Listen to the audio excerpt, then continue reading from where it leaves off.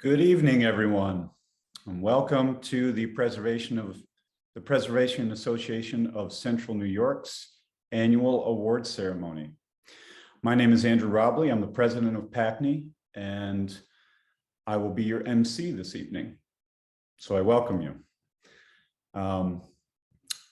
Let me tell you what Pacney is before we start. Pacney is an advocacy group dedicated to the conservation of the historic architecture, landscapes, and neighborhoods and main streets in Cayuga, Cortland, Onondaga, Oswego, and Madison counties.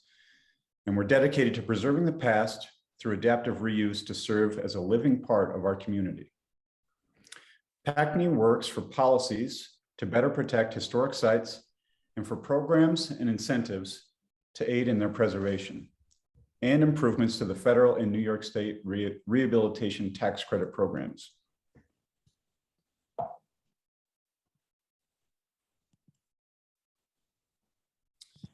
Within Pacney's 5-county region live over 750,000 people. That's more than the 4 least populous states in America. Our region also includes the ancestral homelands of the Tuscarora, Onondaga, and Cayuga nations. Our region includes 10 National Historic Landmarks, over 430 individual National Register listed properties, thousands of National Register eligible properties, and countless historic resources yet to be identified or surveyed.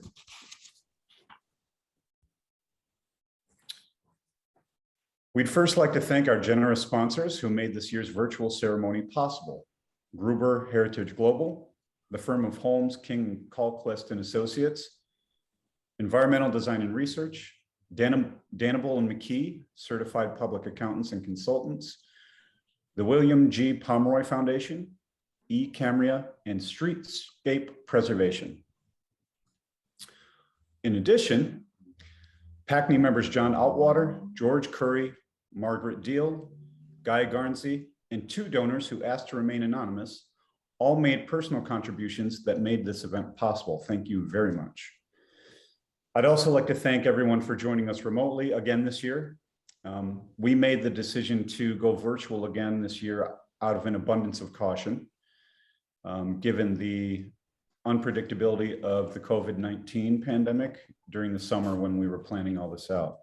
So it really means a lot to us that you've taken the time to help us celebrate our 5-county region and its remarkable history and its cultural resources. And it means a lot to the neighbors that you are honoring who have helped to preserve and save these resources as well.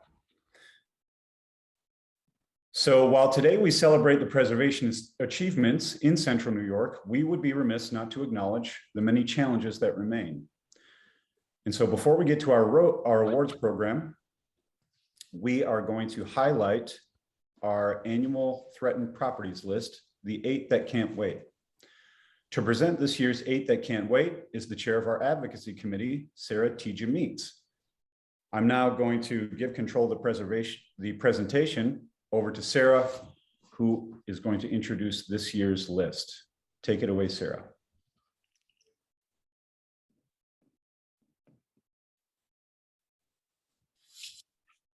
Okay, I'm off mute. Hi, everybody, and thank you, Andy, and everybody for joining us this evening. Can everybody hear me okay? All right, I got a nod from somebody, so thank you. Sorry, I thought that was at the start. As Andy said, we are here to celebrate our successes and all the wonderful work being done by Pacney and our region and all the individuals that give so much of their time and dedication. But we need to recognize and highlight the challenges that we face in Central New York. So the 8 that can't wait is our annual list of challenged and threatened properties, and it's intended to raise public awareness about historic resources in our 5-county region, threatened by issues such as neglect, deterioration, demolition, redevelopment, and inappropriate alterations. The 8 that can't wait is also intended to raise awareness about opportunities for preservation, reuse, and rehabilitation. The 8 properties were selected from nominations submitted by the public, Pacney members, and the Pacney Board of Directors. In addition to raising public awareness through traditional and social media outlets, PACNY will track progress and offer assistance, such as letters of support, preservation planning guidance, and networking with our preservation partners. Since we are a volunteer board, we ask that you, our members, and our friends also join in this effort to see these challenged properties preserved and put back into productive use. This year, the properties, we have a distribution map here that shows our listings. The geographic distribution of our new listings for 2021 include 2 in Madison County, 3 in Onondaga County, and 3 regional issues that are thematic issues we feel are important to highlight that all the counties within our 5-county region are dealing with. The first of these thematic nominations are region-wide, the historic bridges of Central New York. So the historic bridges come in a wide variety of shapes, sizes, from the intricately crisscrossing Warren truss bridges to arched stone spans that exhibit both power in their monumentality and grace in their curves. Historic bridges are a reminder of the days of aesthetic engineering and are often visually stunning and stately aspects of the built environment. The preservation challenges and opportunities that we face with these is that with a massive infrastructure bill nearing compromise in Congress and state-level projects already underway, a torrent of proposed bridge replacements will inevitably wash over our state and region. We encourage local activists and state-level representatives to provide the same attention, that was a little too early, same attention and care to historic bridges, such as the stone-arched Aurelius Avenue Bridge built in 1886 in Auburn, as they give to historic buildings and more traditional historic structures. The second is another thematic listing, which is our historic cemeteries of CNY. These cemeteries are among the most valuable of historic landscape resources. They are reminders of various settlement patterns, such as villages, rural communities, urban centers, and ghost towns. Cemeteries can reveal information about historic events, religions, lifestyles and genealogy, artistry, symbolism, and changes in attitude and religious trends. The preservation challenges that these face is that many see a lack of funding. Cemeteries throughout the area are needed maintenance. There is intensive labor around doing this, and it is a skilled craft that needs to be followed, or more damage can result, also physical damage to the people doing the work. Locals in Spafford are especially concerned about the lack of mowing and general upkeep. The risk all of these face is from neglect, lack of funds, understanding of responsibility for the maintenance, improper fixing or repairs, cleaning of stones, and poor maintenance practices and vandalism. The next region-wide one, so number 3 on our list, is university buildings. Sorry, my slide notes were out of order. So in Central New York, we are home to some of the most prestigious historic colleges and universities in the nation, including Syracuse University, Colgate University, and Wells College. These and other schools in the region convey the rich and deep history of our region's vital role in the field of higher learning through the historic buildings located on nearly every campus in our 5 counties.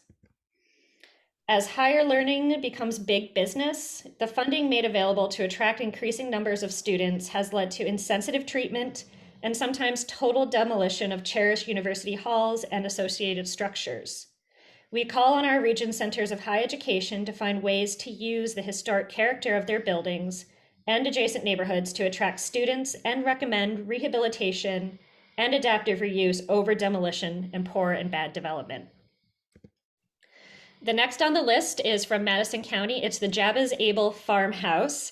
This is sadly its current condition, so you can see why we have this on the threatened list. This is a beautiful example of Italianate architecture and was built in 1870, and the property originally encompassed 95 acres of farmland by a noted Cazenovia family, the Abels. Inside, there's a 3-story spiral staircase, carved walnut and cherry woodwork throughout, as well as many other decorative and gorgeously finished craftsmanship within the home. Jabba's Able came from Rhode Island to Cazenovia under the Lincoln Land Grant, and the property stayed in the family until 1929, when the last of the Ables died without heirs. Now in 2021, in order to raise awareness, the wonderful roof line with that cupola has served as the icon for a newly formed preservation group called Cny Heritage.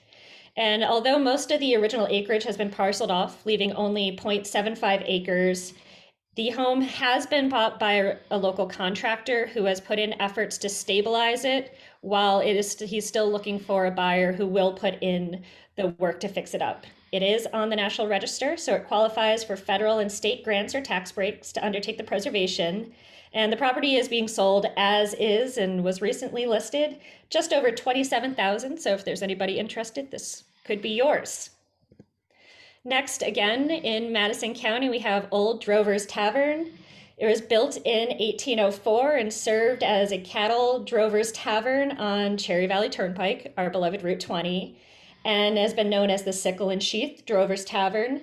And it went through many owners and changes throughout the mid-19th century, including being a hotel, being a post office, a feed store, a antiques store, which is what many of us know it as. And currently the building is eligible for National Register nomination. And there is a local group in Nelson, the Nelson Preservation Associates, who are raising money, awareness, and doing a lot of legwork and physical work to stabilize the building and really bring it back to its glory and be made useful again. This next one, number 6 on our list, is the stunning Gothic Revival house that is on East Genesee Street in Fayetteville at 7152. I'm sure many people have passed by this property that sits actually on 4 full acres, so it is quite the land parcel. It is currently owned by Fayetteville Farms LLC, and there have been proposed demolition permits put in for this by the owner. And sadly, this does represent an example of buildings that are threatened by lack of any sort of protections afforded by the municipal governments in this service area, because there's no regulatory trigger for SHPO reviews to protect the property and to investigate the adverse impact that the demolition could provide. So we've had a lot of outpouring of information from locals and pleas for this to be saved. This home has a special heart in many people's hearts.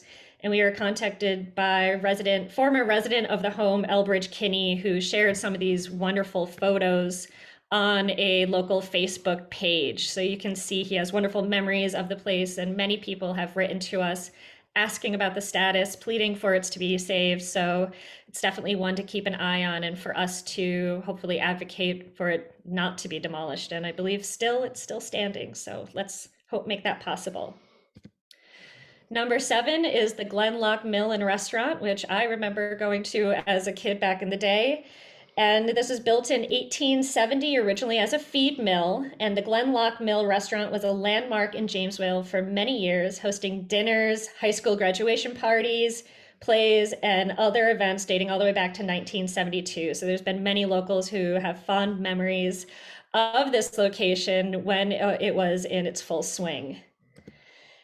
Now the restaurant closed in 2013. The building has deteriorated, as you can see, significantly since that time. After a failed attempt to revive the property ended in an ownership dispute, the current owner has been public about his plans to rehabilitate the historic mill and restaurant, which would be great. Pacney recommends that all available incentive programs be utilized to bring back this historic gem and is ready to provide the support in the owner's efforts should it move forward. And wrapping up the 8 that can't wait, we have number 8, which is lock number 5 on Old Oswego Canal, also known as the historic Mud Lock. It's part of the Old Oswego Canal, which was constructed in 1828. The Mudlock is part of a statewide canal system that transformed New York State into an economic hub. When the canal bed was filled and turned into a highway, this specific lock was repaired and left standing as a monument to the canal days.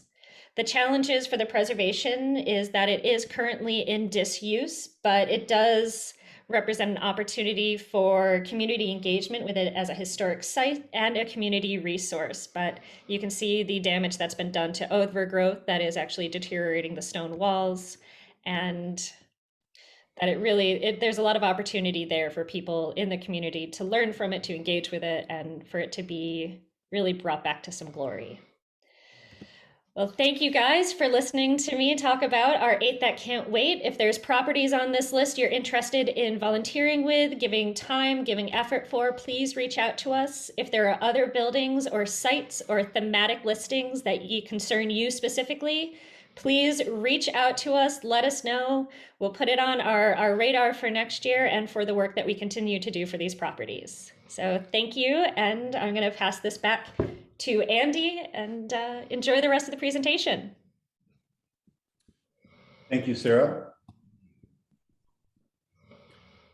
For more updates on our 8 that can't wait, both this year's and previously listed properties, please visit our website, pacney.net. We try to keep those lists updated and keep everybody informed of any change in status to any of these properties. So, without any further ado, we will move on to the awards. The Pacney Stewardship Awards are given to individuals, organizations, or civic agencies that have maintained exceptionally high standards of care for historic properties or landscapes. This year, Pacney is giving a Stewardship Award to Dr. Stephen and Judy Coleman for over 37 years of care to the National Register listed Ezra A. Huntington House. The Huntington House is a 2-story Italianate-inspired residence located in the city of Auburn in Cuyahoga County. It is the oldest and the only antebellum building remaining from the Auburn Theological Seminary. The other one is the Willard Memorial Chapel, which is a National Historic Landmark. The house was built in 1861 for the Reverend Ezra A. Huntington, professor of biblical criticism and the de facto president of the seminary for nearly 50 years. His guidance led the seminary through its most successful years of operation, and he instructed scores of students during the second half of the 19th century. The house was purchased by a partnership which included Dr. Coleman and his wife Judy in 1994, and the property has been meticulously preserved inside and out, as you can see, right down to the furniture. The couch in the original photo remains in the front parlor. Accepting the award for the Huntington House is Dr. Stephen Coleman. Dr. Coleman, I will unmute you.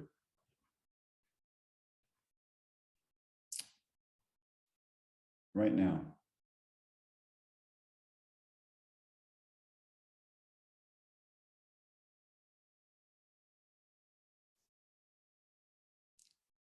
I can see you, Steve.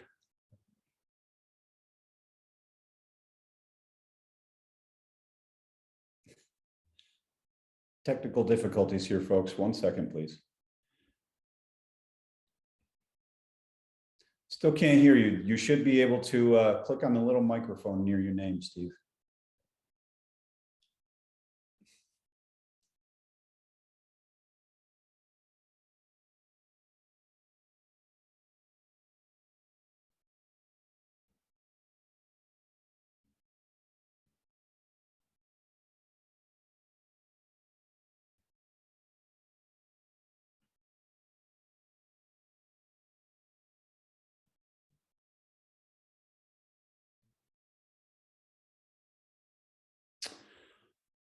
Well, hold on, Steve. I'm going to try one thing to see if we can work around this. I'm going to make you a co-host, okay? And you should be able to unmute yourself. Try now.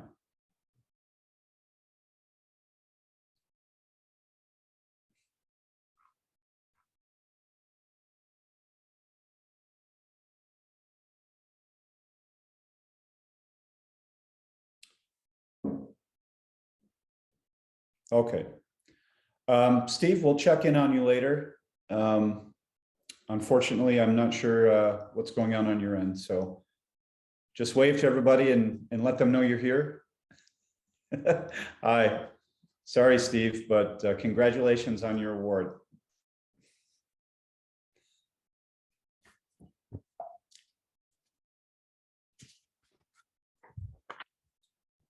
This year, we are also presenting a Stewardship Award to Dale and Ann Tussing in recognition of their dedication of over a half a century of care and stewardship for their home, the 1812 John Gridley House in Syracuse. The John Gridley House is a two-story federal-style house that dates to 1812, located in the Valley neighborhood of Syracuse, formerly known as Onondaga Hollow. The Gridley House remains one of only 3 Syracuse buildings included in the 1935 Historic American Building Survey, and measured drawings of the house are in the Library of Congress. The property was listed in the National Register of Historic Places in 1977. The current owners, Ann and Dale Hussing, have kept meticulous records of the restoration and rehabilitation work that they have overseen since purchasing the house and site in 1969. This includes rebuilding the entire rear porch on stone foundations. In 2003, while removing wallpaper in the bedrooms, the Tussings discovered the original stenciling on the walls. The pattern of the stenciling also exposed where original doorways were located prior to the rearrangement of their stairway. The owners repaired the walls and recreated the stenciling, leaving a portion of the original stenciling exposed, as you can see in this photo. Here to accept the award are Dale and Ann Tussing, the owners of the Gridley House. So I will find you and unmute you.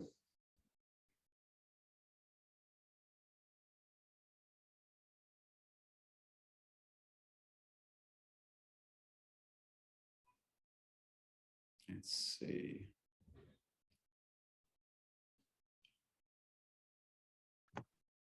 Thought I saw them join the ceremony.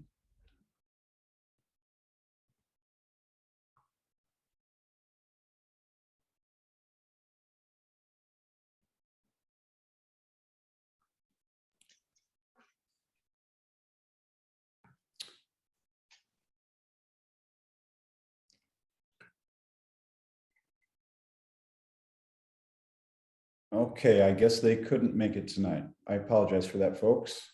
We are batting 1,000 tonight. I'm going to move on to the next award. And I think when we're all done, we'll revisit. I see, Steve, you were able to figure out your mute button, so we'll come back to you.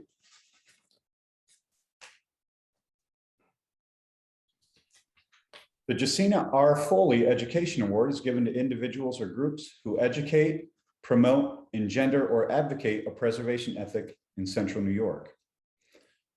A 2021 Jasena R. Foley Award is given this year to Mr. Laurence Bousquet in recognition of his public walking tours of the Sedgwick neighborhood in Syracuse as part of the Stands photo walks.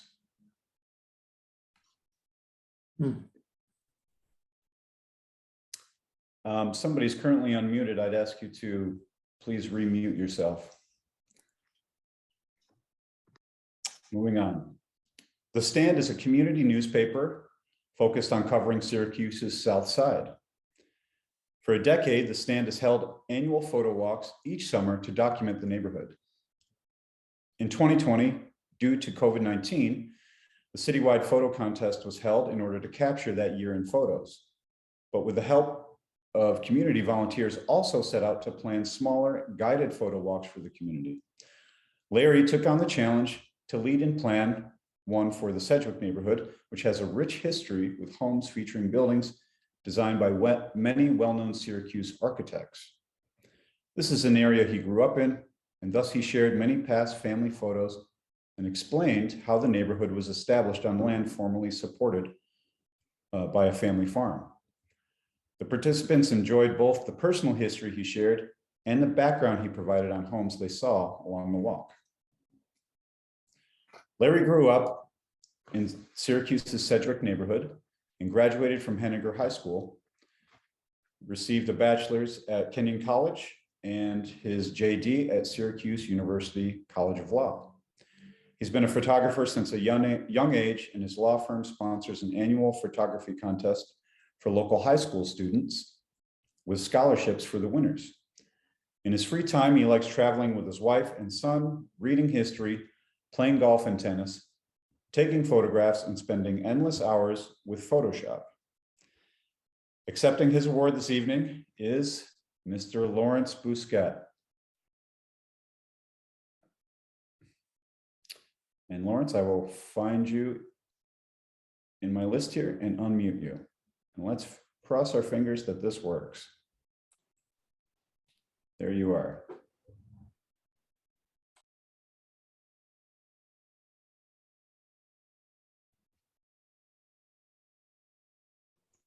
I think you want Aha, can you hear me? We've done it. We have, I think we have a winner here. First of all, Pacney, thank you very much for this very unexpected award. Thank you to Ashley Kang for really organizing this this event. As you mentioned, the stand, this is part of the stands project, and Ashley did a fabulous job organizing it.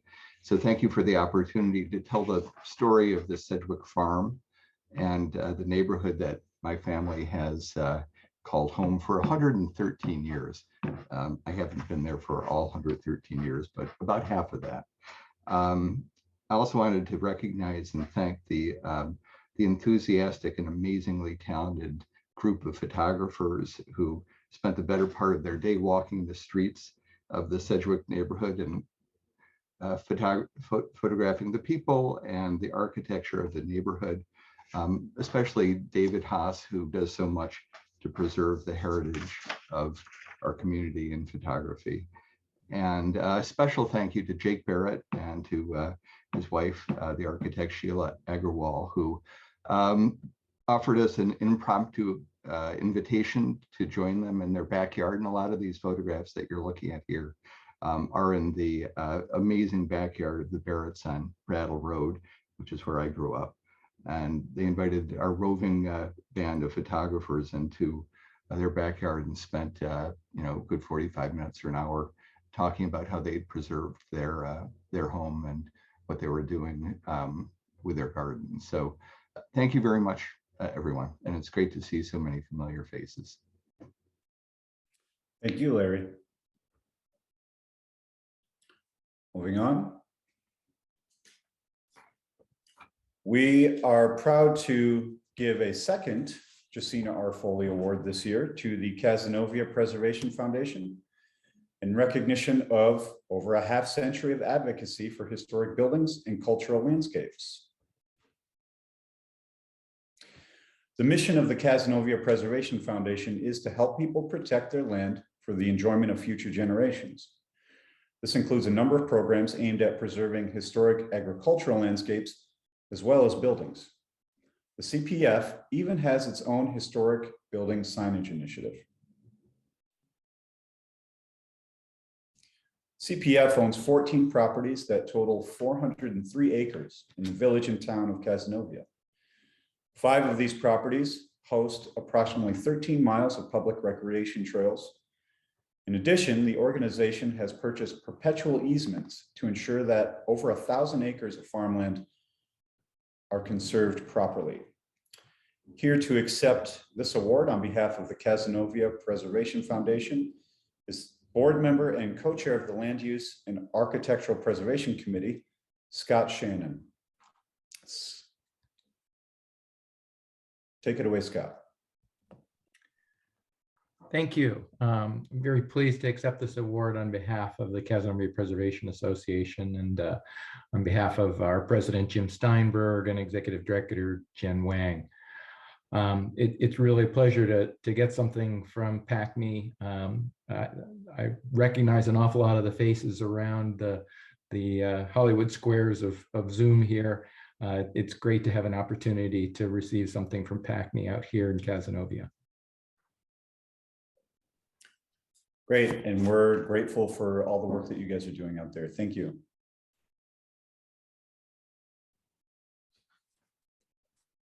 The Pat Earle Award is given for singular outstanding historic preservation project which benefits the community. This year's Pat Earle Award is given to the Howland Stone Store Museum in recognition of the successful completion of the Opendore Project in Sherwood, Cayuga County. Opendore was designed by noted Syracuse architect Albert Brockway in a vernacular iteration of the colonial revival style. Once home to Isabel Howland and the Howland family, the house has undergone a 10-year-long transformation from being just another anonymous, decaying rural building into an outstanding historic gem in the National Register listed Sherwood Equal Rights Historic District in the hamlet of Sherwood. This transformation is the result of the tenacious hard work of the Howland Stone Store Museum, which took possession of the property in 2008, their partners at Crawford and Stearns, and dozens of volunteers. Major funding for the project came from New York State EPF and RARP grants, with additional funding from 2 Preserve New York grants and from many individuals, foundations, businesses, and nonprofits. Over 11,800 hours of volunteer labor were contributed by 41 devoted community members, of which 7,500 hours served as a match for the EPF grant. These diverse entities have funded a $1.1 million building that is completely free of debt. The historic and cultural resources embedded in the property have been preserved against all odds for public benefit. Here to accept the award on behalf of the project is Mr. Guy Garnsey, president of the Howland Stone Store Museum in Sherwood. Guy, give me 1 second and I will ask you to unmute.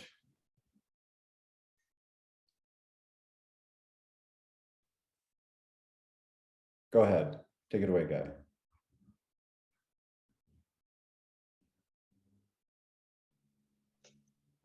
Thank you, Andy, and thank you, Pacney, very much for this recognition.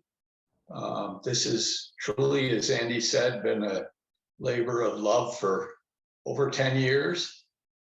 Started out as a project that was being done under contract, but morphed in 2016 into a all-volunteer project with the construction of what we call the West Wing.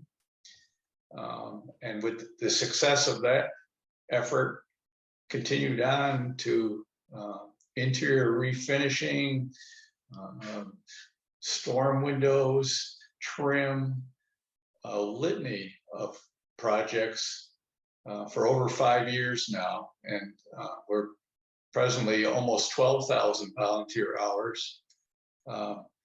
This August, we had the formal dedication of the building, and I can now say that we are substantially complete. The building is in use. We're using it for visitation, exhibition programs, and looking for community usage. So it's really something that we all take great pride in, and I just can't recognize enough the efforts of the many members of the board over the years, with leadership and the volunteer group that got us through completing this project without a great deal of expense after the phase 1 construction. So thank you very much for the award, and we hope you all can come out and visit us sometime. Yes, very, very impressive, Guy. The comparison with these 2 photos is just remarkable. So congratulations and thank you. The Cny Heritage Award is given to an individual, group, or organization that honors, revives, and shares an important part of our Central New York heritage with the community. This year's Cny Heritage Award is being given to the Madison County Historical Society in recognition of 25 years of the Madison County Hop Festival in Oneida. Since 1996, the Madison County Hop Festival has celebrated the past, present, and prosperous future of the hop industry in Madison County and throughout New York State as well. Each year, attendees are taught the history of hop culture through home brewing demonstrations, exhibits on the history of hop production, and they enjoy food, live music, and plenty of beers, of course. And there's even the crowning of a hop king and queen.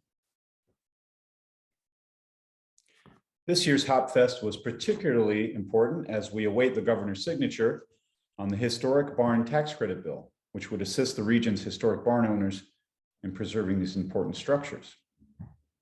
Here to accept the award on behalf of Madison County Historical Society is Cny Loftus, who I will unmute in just a second here. Okay. Take it away, Cny. Hello. Thank you very much, Andy, and the Board of Directors of Pacney. We are so honored to be recognized this year. On behalf of the Madison County Historical Society and the Hop Fest Committee, we are very excited with this award. We look back to our very early years, and to reaching the 25th year is truly a milestone, but it was an effort that involved many, many people. Tireless hours, but worthwhile with what we were able to produce in creating the Madison County Hop Fest. Most notably, I want to recognize one individual in particular, Dot Wilsey, who is on this at this presentation today, because she is the one that created the Hop Fest back in 1996. And she is still to this day very actively involved in the event. That said, we also would not be able to put on this event without the experts that are out there in the field that have been sharing hop culture with us and the public at the fest each year. Each of them have been within the field of architecture, and more specifically, the preservation of the historic barns and hop houses. Those experts that have been focusing on the agricultural aspects and have been looking at the 19th, 20th, and even 20th century of hop farming. And we, of course, know, as all events being very social, that it's very, very important to focus on the social aspect of the Hop Fest, of the hop industry and the hop pickers that are different as to how hop production is done today, but those stories from the hop pickers are part of our oral histories that we cherish amongst our records. And so we have been very fortunate to be able to share the unique hop history that we have here in our county. And we are very interested to see how the pending historic barn tax credit program will really develop and helping to create the awareness and preservation of these historic structures, these hop barns in particular, and how they remain as vestiges on our rural landscape, and how we would be lost if they were no longer standing. So we're very anxious to see how this legislation comes to be. And I would be remiss if I didn't encourage you all to come out to the Hop Fest next year. We have already started to plan and work on it. It will be September 16th through the 18th. And again, I want to thank Pacney for the acknowledgement of the collective work that we have been working on to share hop culture with the public. Thank you. Thanks, Cny. Before I move on, I'd like to circle back to our first few award winners and see if we have maybe figured out our issues. Dr. Coleman? I think we got it. Yes, You're there, I can hear you. Great. Yeah, thanks. My wife and I want to extend a few thank yous. First to the Pacney Association. Very pleased and honored for this award. And more importantly, just to recognize what you folks do in keeping the rest of us aware of the importance of, preservation in this throwaway society of ours. I want to thank Dr. Virginia Bartos from the state preservation program, who helped obtain registry status at the state level. A big thanks to your own Andy for his invaluable assistance in obtaining the registration that we have obtained, state and national. And real quick, my wife wanted me to mention a nod to, interestingly, Jackie Kennedy Onassis, way back when she gave a celebrated tour of the White House, which whetted my wife's interest in the history of older buildings. And here we are. I guess the rest is history. Again, thank you very much. We're very, very pleased and honored. Thanks, Steve. And I believe that the Tussings are on the phone with one of our other guests, so I'm going to circle back to them and see if they'd like to say a few words. Dale and Ann, can you hear Andy? I didn't hear what he said. He said that he circled back to you and is now ready to hear if you have any comments. Oh, I see. Okay. Yeah. Thank you. Sorry for the technical problems. I think it has to do with the fact that our password is my address. It's anyway. She said, "Never mind." Yes, please. Okay. Anyway, thanks very much. It's really a wonderful honor to get this recognition. When we first bought the Gridley house in 1969, we were far from wealthy. We couldn't sell our previous house because we were underwater, as they say. And the Gridley house was beautiful. But it had been empty and unsold for months. So when we moved in, we discovered the back porch was rotted and had separated from the house, and its stone foundation needed building. So that was a 2-year project. We found animals, both dead and alive, in the attic. The brick chimney, were in danger of collapsing. There were many other problems needing attention, which we could deal with over the years. The most recent such thing was the front steps. The front steps are all solid limestone, except the bottom step. That stone had somehow sunk down to the ground in the 19th century. And then subsequent owners had a concrete step made to replace it. So after more than a century of use, that concrete step was crumbling. Instead of fixing it, we decided we would try our hand at restoring the stone bottom.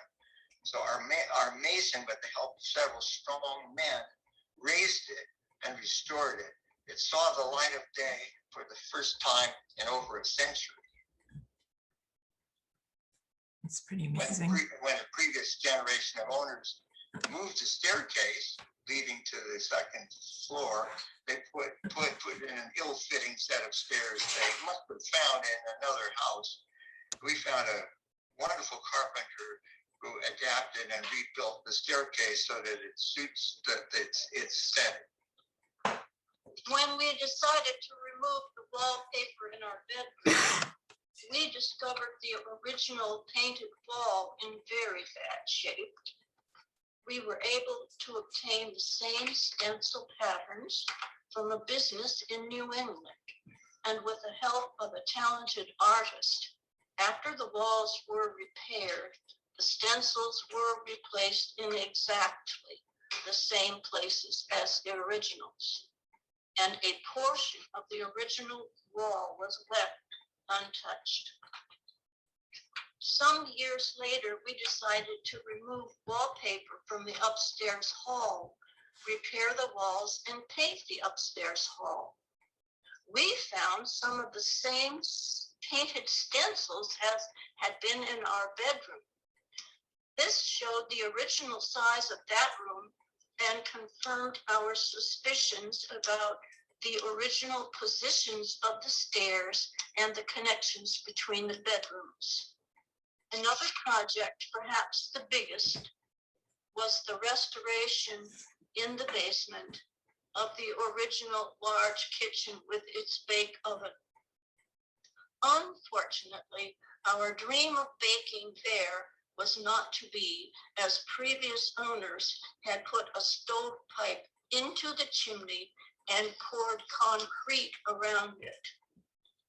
Again, many thanks to you for giving us and the John and Nancy Gridley House this honor. Thank you. Thank you. Thank you very much. Glad we were able to get back to everybody. Okay. This year, the preservation community experienced two massive losses, and we've decided to honor two former Pacney board members who devoted decades of unrelenting support to the organization. These two gentlemen exhibited the dedication and drive to educate the public, to protect our built heritage, and to further the interests of preservation that we all aspire to emulate. John A. J. Evangelisti and Dean Biancavilla. Pacney is very proud to honor Jay Evangelisti with the 2021 Paul Mallow Award. The Paul Mallow Award is given for projects that just juxtapose old and new, demonstrating respect for our past while promoting our community's future. This year's Paul Mallow Award is also being graciously sponsored by Sam Gruber and Gruber Heritage Global. Jay was born October 24th, 1950 in Litchfield, Connecticut, and moved to Syracuse in 1976. He's remembered as an extremely dedicated and generous community member, and over the years was a part of Pacney, serving as its president. He was a part of the Arts and Crafts Society of Central New York, the Funeral Consumers Alliance, the Westcott East Neighborhood Association, the American Truck Historical Society of Central New York, and the Friends of Great Camp Sagamore. So he was quite involved. Jay's friends remember him as a man with steadfast principles and a warm heart when it came to his friends. Tonight, Pacney honors his contribution to the preservation community. And I'd like to turn it over now to Sam Gruber, who would like to say a few words about Jay. Go ahead, Sam. I'm happy to personally sponsor this award in recognition of the good and important work that Pacney has done in our community for 4 decades and continues to do today. I also want to pay tribute to my friend Jay Evangelisti, who for many years really gave his heart and soul to the organization. Jay helped revive Pacney in the 1990s, and he was a dynamic president for several years. We had some real successes like the Freedom Trail, the Harriet May Mills House, and the Jewish War Veterans Post, which is now the Babcock Shattuck House. But it was sad to lose a number of important buildings too, which Jay fought for, including the Conrad Luce Building and the Wyatt House, both designed by Archimedes Russell, and the Onondaga Poor House. Happily, the public understanding of the benefits of historic preservation and what it brings to our community has improved dramatically in the past 15 years, and Jay got to see that. I also want to thank Pacney on behalf of the Arts and Crafts Society of Central New York, of which I am president, and we all work to support the good work at the Gustav Stickley House. And I look forward to many collaborations in 2022 and beyond. Jay and his wife, Peg Chestnut, have long been active members of the Arts and Crafts Society. And I just want to remind people that we have 2 more events this month. Tomorrow evening, the 28th at OHA, Bob Searing is going to talk about the stained glass artist Henry Keck. And on Sunday, the 31st, I'll be giving the last of our seasonal neighborhood walking tours on Robinow Road. So join us. Jay used to come on these tours, and I'm sure he'll be there in spirit. I miss him very much, but he had a great impact on our community, and it's great that he's getting this recognition tonight. Thank you very much. Thank you, Sam.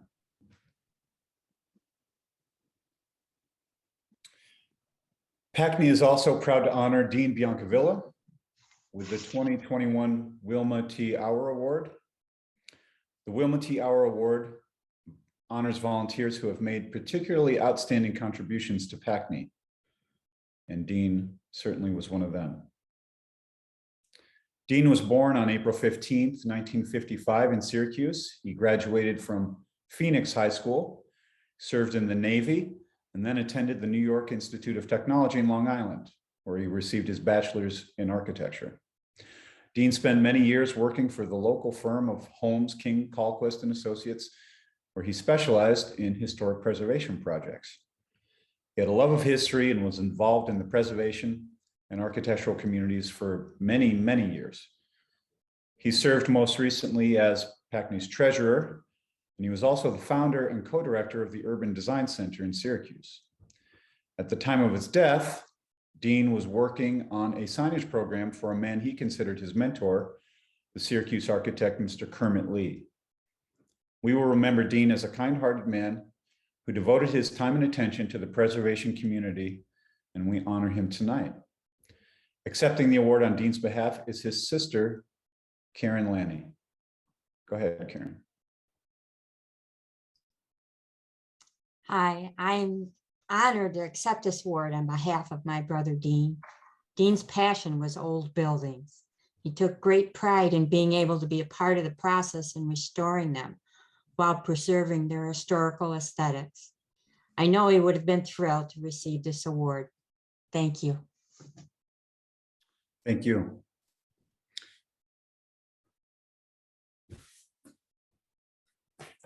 While it's unfortunate we can't all be here together in person this year, we've put together a few things that we hope will make it up to you all. This year, Pacney will be offering 2022 wall calendars for sale to the public with a discounted rate for members. Each of tonight's award winners and sponsors will receive a complimentary calendar as well.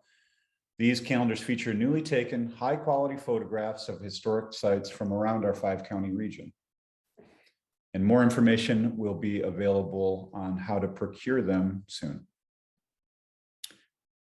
Also, as part of our award celebration, Pacney is happy to present the special virtual tour of the Hilltop House at the Stone Quarry Art Park in Cazenovia, which is led by our own Sarah T. Meets. We hope you all enjoy it.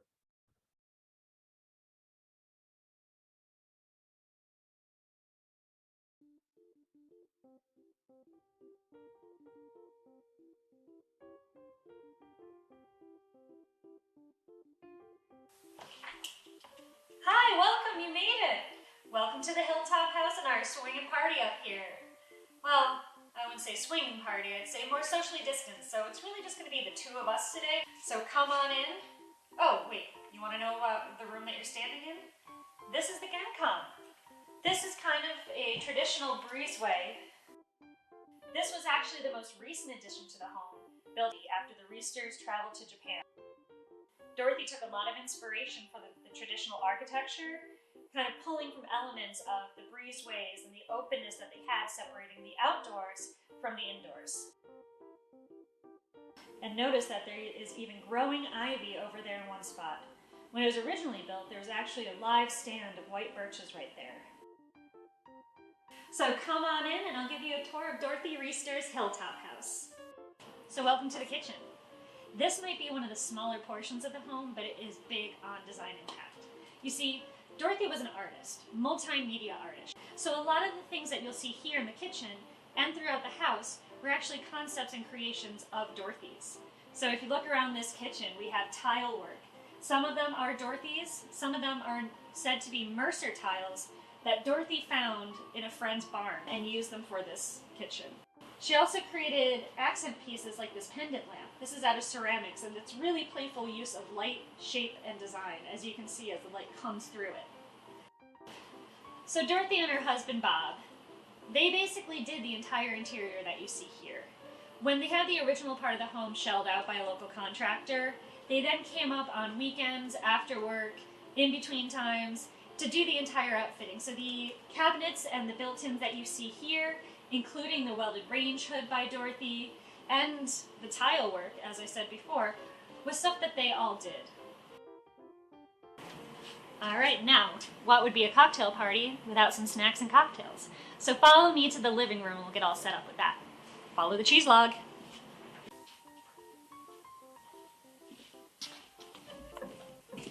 Come on, cheese log. We also have mushroom caps.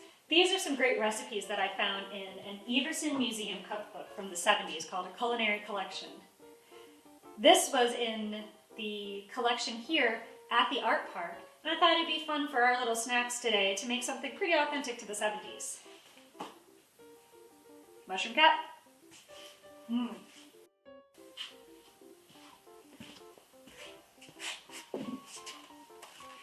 Well, I'm so glad you could join us for the tour today. The Hilltop House here at Stone Quarry Hill Art Park is a really special place.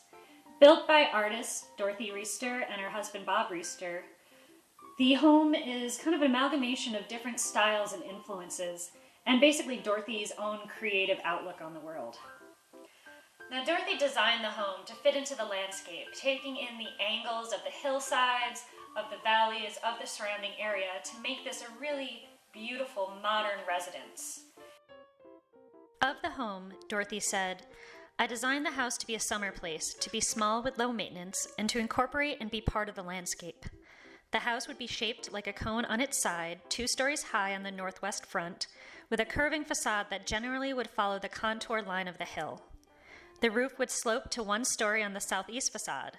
The house was to be 40 feet long and 36 wide, narrowing to 16 feet. The converging line of the home's walls would be continued visually by a sight line along a garden path to a pond, a tree row, and a view of the southern hills."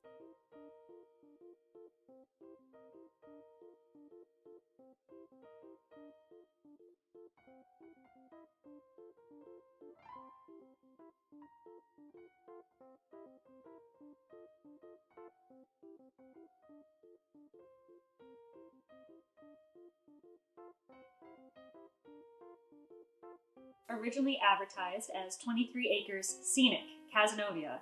They came out, they purchased the land, and then for a few seasons they actually camped out here trying to find the perfect spot on the 23 acres to build their home. Originally designed as a seasonal residence, they designed and had shelled out what you see here at the Hilltop House, this original portion, in the late 1950s and early 60s.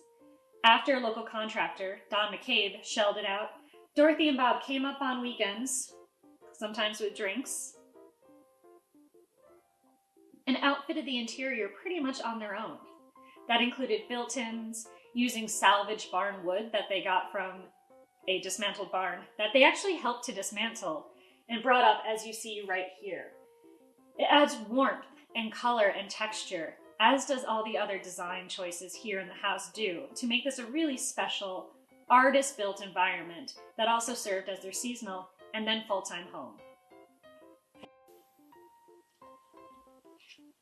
Now, as I said before, Dorothy wasn't a mainstream artist. She handcrafted so many of the things in this home, including these ceramic plates that you're seeing here. She also did these candlesticks, these egg cups, these little snake napkin rings, as well as other elements you'll see through the home. She created tables that she made out of cement, ceramic, and metal. She did built-ins. She would even use scrap metal to make the towel bars and hangers in her bathroom. Any chance that she had to create something, to make something special, one of a kind, Dorothy would do it. And she was always creating. It was almost compulsive for her. She never stopped creating. Again, in her 100 years, she was always making something. And that's evident in the walls, in the floor, in the ceiling, in the artwork that you see here in the Hilltop House. All right. Well, we're not at a premium for seating here. There's a lot of it available, which was good because Dorothy and Bob were known to have parties at their house, and so they had many spaces for all their friends, family, and loved ones to sit at. Here I'm sitting at some built-in stone and sandcast banquette seating that Dorothy and Bob created in the home. The wall is of the sandcast material, and Dorothy actually angled it slightly back, so when you lean back, it was prime comfort. And as you see the floor down here, might just look like a regular stone floor, but they imported this Pennsylvania blue stone in, and they hand-laid it themselves, often sometimes between martinis. Now, what's really special about the floor is what's underneath it.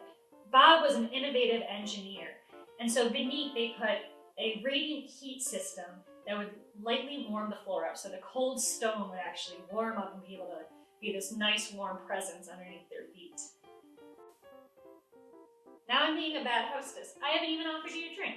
Come on, I'll come get you one. All right, martinis it is. Let me pour you one.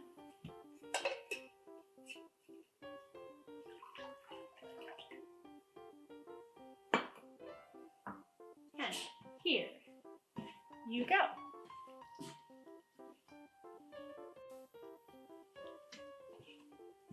One of these truly special elements is this fireplace. This is made out of one of Dorothy's proprietary mixtures of sand cast, which is sand and cement, as well as some pigment, over a metal armature. Now, this is not the first fireplace, nor the second fireplace. This is fireplace number 3. See, Dorothy didn't give up. When the first one's solution, the mixture, completely slid off the armature, she wasn't deterred. She rebuilt it again. And she was so excited about it that she lit a fire for when Bob was going to be home, as the story goes, but forgot to put a food shelf in. And so the home filled up with smoke, and they had to demolish it again. So that's when number 3 happened. And this is number 3. It's very organic, very fun, and very intriguing in its design. And Dorothy made that, as well as making the flue pole that you see up there on top. She hand welded that. Again, all these little details, all these elements that Dorothy did by hand. Now, I know I'm saying that they built in a lot of the things that you'll see in the home, but that's not to say that they didn't have a keen eye for furniture design. They did. And the examples of the furniture that they collected here is exquisite.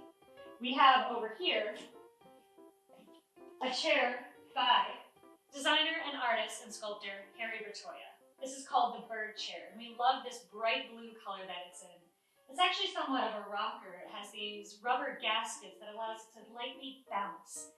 And we still have the original footstool. And that's just one example of pieces that you'll see throughout the home. Well, as you sip and enjoy your drink, let me tell you a little bit more about Dorothy and Bob. Dorothy was an artist from the get-go, announcing when she was very young that she was going to be an artist, and from then her path never wavered.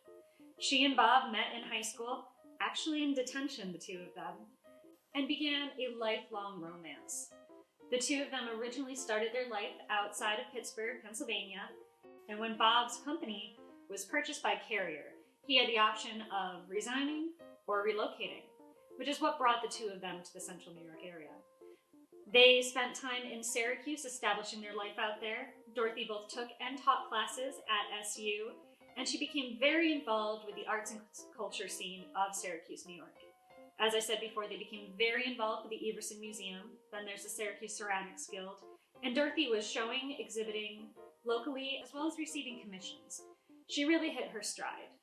So then, as I said, in the late 50s, they purchased the land out here and built this amazing home. Here we're sitting in the banquet seating, built in, of course, by Dorothy and Bob, painted in a lovely avocado color, and you're seeing the artwork on the walls. Dorothy collected artwork, objects, and knickknacks, and throughout the home you'll see that evident everywhere, alongside some of her own work. Now, Dorothy was a chronicler of her own life and of her own work.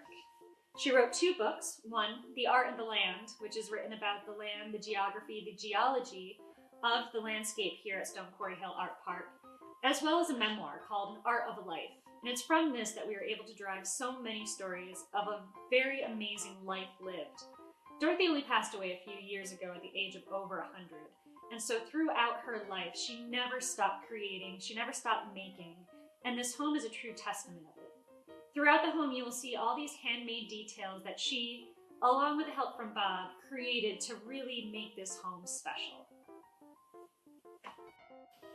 Do you have your martini? All right, let's go tour the rest of the house.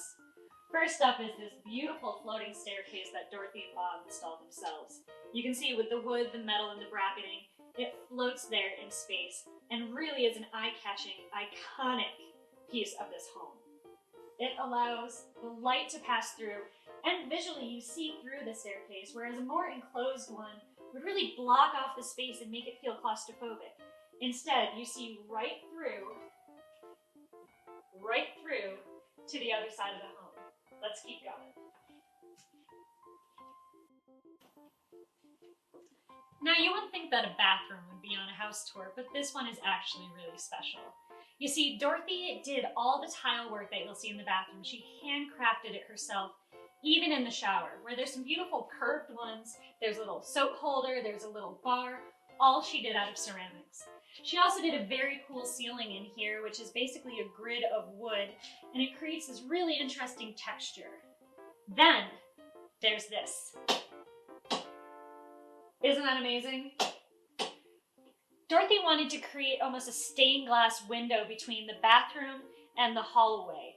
And to do that, she used a plastic, kind of a fiberglass sheeting and these pieces of wood, and then used the light in the bathroom when it was on or off to create this stunning piece of art that was literally built into the wall. She didn't have to hang art on the wall. She made the wall art. And I'm going to show you another example of that right over here.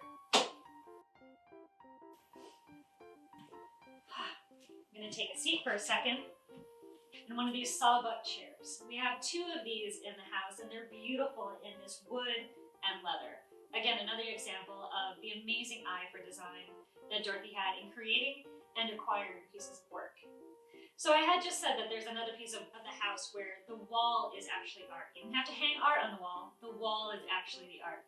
And that's right here in the garden room. You see, Dorothy created this kind of in the same materials that she did the fireplace. It's called sand cast. So using our particulate and cement and some other things that Dorothy kept to herself, she created these panels that she then installed onto the wall. But they're not just flat panels. Dorothy used all these elements, from natural elements like wood and stone and shell and bone, to bits of metal and gears, and she'd even carve and imprint on it. If you look closely, you can even find a piece of fork embedded into the materials of the wall. It's lively and it's interesting, and your eye carries throughout it and is always finding something new. She used basically any chance to create something surprising. She loved that element of surprise, which is found throughout the rest of the park grounds. And it was something that she cultivated, curated, and created herself throughout the home and the art park grounds to a great extent.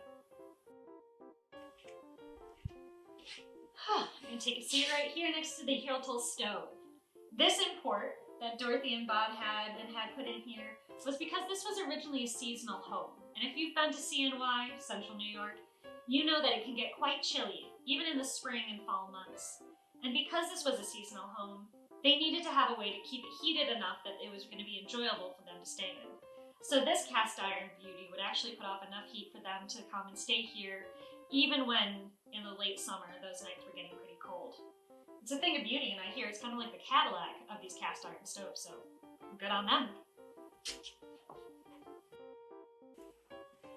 Now, before we head over to another part of the house, I really wanted to kind of highlight how Dorothy saw any opportunity she could for making something, for creating artwork or display or design, even evident underneath the floating staircase.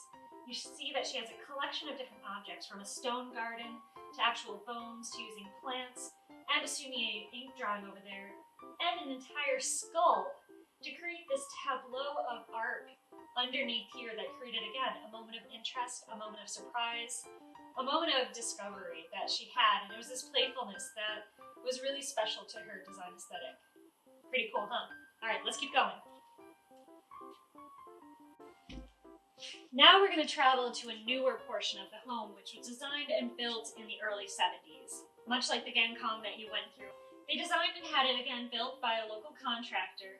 But to get to it, which we call the library, we get to go through this amazing hyphen that connects the older and the newer portion of the home that Dorothy made extremely special by her choice of materials and what she filled it with.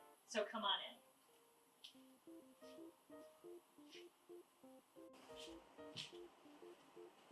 Welcome to the plant room.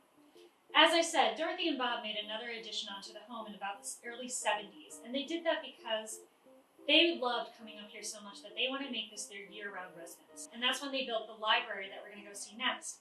But to go from the original home to the library, Dorothy constructed this really inventive hyphen and used it to fill with her love for plants. And let me tell you, during those winter months, being able to come up here and see this brightness, this green, this life is something that is really special and something that I cherish about coming to the home. All right, let's go on to the library. Welcome to the library wing. This is by far my favorite room in the entire house. And what I love about it is what's missing from it. You see, if you look around, there's no supporting columns, no internal walls or supports. It's just open space. So you can see the room, hexagonal in shape, with the band of clerestory windows going all around. There's even a skylight coming up from the center of the ceiling and a whole wall of sliding glass doors looking out to the forest beyond. And this is a very smart design. Because there's no internal supports, Dorothy had to work with the structural engineer to figure out how it could be safely done. See, we get a lot of snow out here. So they wanted to make sure that if we got a huge dumping of snow, that the roof wouldn't just collapse in on itself. And she used an inventive banding system on the outside of her home, like a metal belt like this, to basically contradict the external force and hold it in to make sure that if there was a big load of snow on that roof, everything would maintain standing. And let me tell you, we've had a lot of snowstorms since the 70s, and it's still standing. Of designing the library, Dorothy wrote, "The main house had been designed to open into the landscape in view. This new addition, called the library, with its western wall of glass overlooking the deep woods, was to be like a nest suspended in the woodland. No trusses or tie rods were used, as they would destroy the feeling of space I wanted to achieve." Now the table that I'm sitting at, as well as the chairs, also highlights Dorothy and Bob's keen eye for furniture design, for good furniture design, for great furniture design. This is the iconic tulip table. The design was originally by Eero Saarinen, who also did the St. Louis Arch, as we know. And it's really iconic, that one shape that tapers down towards the bottom and comes back up. He also did chair sets that mimic that same shape. But the chairs we're sitting in here are Marcel Breuer chairs. You can see they're the Seska chairs, named for his daughter Francesca, and it's the tubular metal along with the wood and the woven backs and seat. These are both iconic furniture designs, and they fit perfectly in this very curated home that Dorothy and Bob built for themselves. Okay, now have you had a cookie? Again, these are from the Everson cookbook, and this one was actually started off by Dorothy, so we think that she might have made these maybe for some parties, because they did used to have wonderful parties here, and events, and art gatherings. This room has a projector screen that would pull down that they might have shown many of their slides, had people give lectures, and people would come in here and play music. This house was always active and vibrant, and so part of that, what we love to do, is telling the story of that. This isn't a static existence that they had. They had one filled with life and energy and art, and it's something that they brought in, as well as bringing people into their home to celebrate it, which is what you can feel in the space. One thing that's special about this room is you look around the clerestory windows, there's a shelf there with a collection of work. Not all of it is Dorothy's, but what Dorothy was involved with this was the Syracuse Ceramic Guild's annual pottery fair. And it said that each year she would pick one piece that she would buy and then showcase somewhere in her home. So there's an extensive collection of many different artists in many different styles of ceramic work throughout the home and along this built-in shelf along the windows. It's pretty special.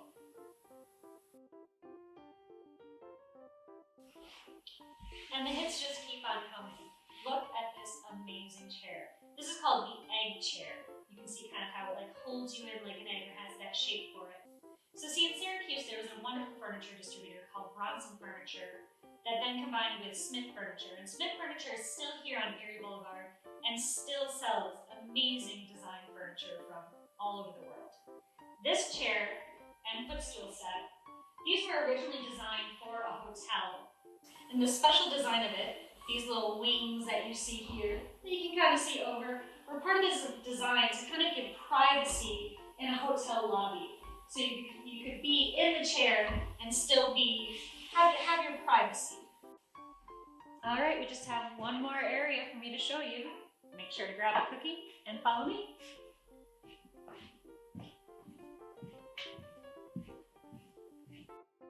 All right, on to the last portion of the home, which is actually the outside of the home.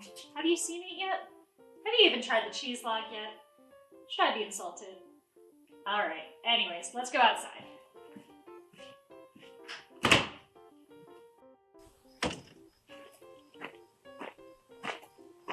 welcome to the patio.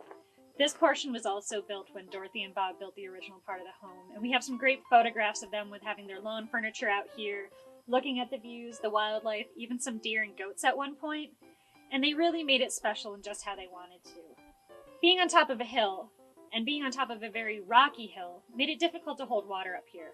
So Dorothy and Bob actually hand dug some of these ponds that you see, and Dorothy created these ceramic light sculptures that were set into it. They also built this wonderful wall and had this wonderful view that you can see with other pieces of artwork around. The landscape throughout is stunning. You can see the hills of Madison County. There's artwork scattered throughout. You can even see some Roger Macs right here on this front lawn. So they would have their parties extend out to here. Perfect place for cocktails, if you ask me, or even a couple nightcaps.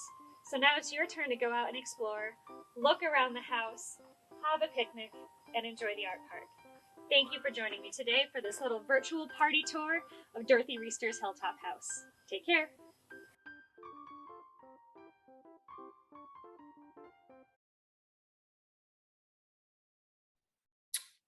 Thank you so much, Sarah, for that. Well, that's one of the upsides of this whole pandemic thing, is that we, with technology, can be transported from far and wide to visit places that we can't get to and to be here with each other. Nevertheless, we hope that next year we'll be able to meet in person and get together and celebrate our region's historic resources. So I'd like to thank you all once again for attending the 2021 Pacney Annual Preservation Awards virtual ceremony. Congratulate all our winners one last time and thank our sponsors. I'd like to remind you all to visit pacney.net for more information about our 8 That Can't Wait properties list, and for information about supporting Pacney by becoming a member and donating. From all of us at Pacney, thanks once again for joining us. Please take care of yourselves and have a great night. Thanks.